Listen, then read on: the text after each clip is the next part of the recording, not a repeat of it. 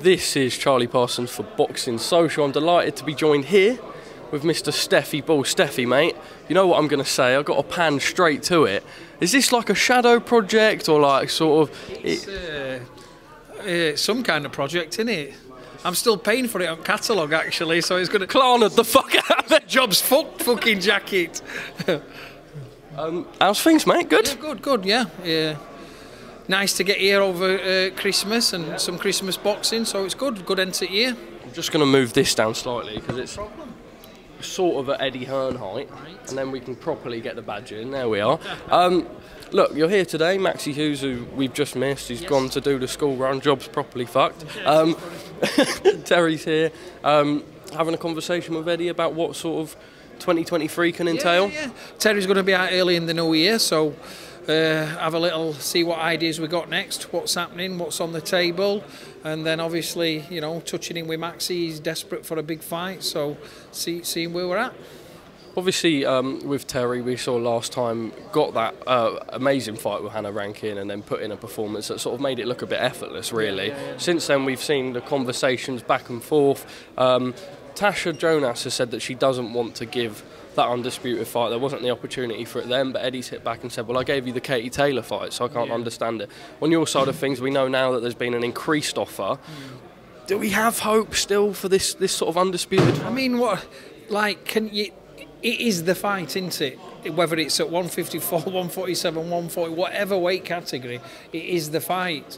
They had a phenomenal fight when they fought. I mean, when you strip it back, I think Teri and Natasha was up there with... It were the beginning of the pandemic. It set the bar for female. Take away the Katie Taylor and Pursoon fights. Teri and Jonas were an absolute barnstorm. A fight at year, it made front pages of Boxing News. It was first British all-female world title fight. It was massive, and it delivered on every aspect. And it was what people call controversial. People have got Jonas win it. People have got Teri win it. The matter of the fact was, it's a draw. The score can't show it was a draw, and that's just how it ended up.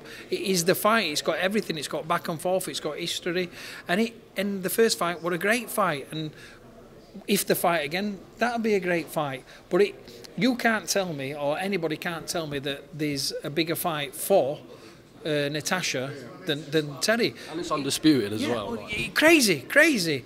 So, and, you know, I mean, Eddie's done the offers. That's not down to me, the figures. And it is the fight. It's just baffling why they don't want it, whether it's personal or whatever. Like... And it's boxing. I mean, how many fights become personal? I mean, that's what makes them so interesting or so passionate. You can't stripping it back. It's a great fight, and if it doesn't happen, it doesn't happen. Teri's 26-year-old. Her career's only just starting. So if it never happens again, it never happens again. We won't lose sleep over it. It's just the fact that we're trying to chase the best fights possible that bring the biggest financial package, and that, without a doubt, is the biggest one. Well, that's sort of what I was going to pick up on. Obviously, we talk legacy with Undisputed, and we know that it will be a career-high payday for both females. Do you feel like almost necessarily the bad blood that's gone on in the past and whatever differences there may be about Tasha maybe not being offered that rematch when she thought she wanted that rematch? Do you think now when there's an offer like that, it's for Undisputed, everything should just be put to one side to make it? We can toss and turn and call it bad blood, or I might have done a few tweets in the past or been, you know...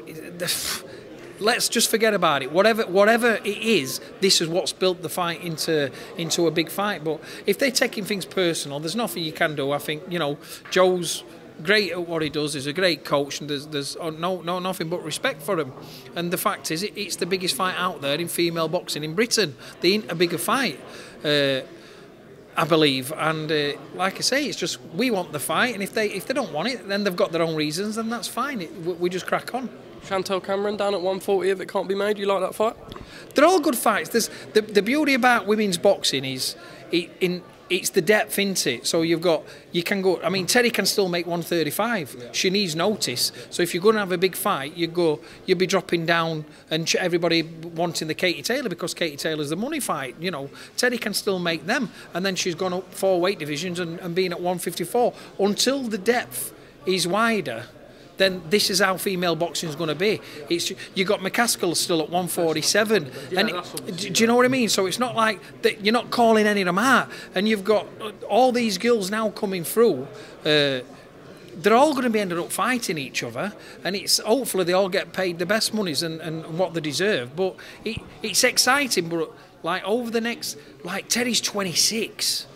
When you think a lot of these girls are in the 30s, coming in even mid 30s, it's like the depth. But when Teri's 29, 30, probably in her prime years, the depth. There's going to be a lot of girls turning professional over the next few years, and the divisions are going to be really exciting. Until then, it's just that name versus that name. She's got to come to that weight. She's got to go up to that weight, and it's just how it is. It's just how boxing is. But there's some big exciting fights, and like I say, this is why we're talking about it. Natasha and Teri's definitely the biggest fight, and if it'd be a tragedy if it didn't happen. Just finally for me, because I know you've got to speak to Eddie regarding Maxi and Teri and the new year, but just on Maxi Hughes' front, I think he put out a tweet and he's a bit like, I'm sort of not bothering too much on the Ryan Garcia front anymore. It doesn't look like it's sort of being taken seriously anymore. That has been the fight. It's been there, it's gone, it's been there, it's gone. I mean, you look at Maxi's story, we accepted Linares, that were happening, then a week later it weren't happening. He's gone and beat Kid Galahad when he shouldn't have beat Kid Galahad, so it's been great. So listen, I'm here to discuss that. He's just running off now, so I better cut this one off and go and catch him before he does run off. Stefy, good man, run.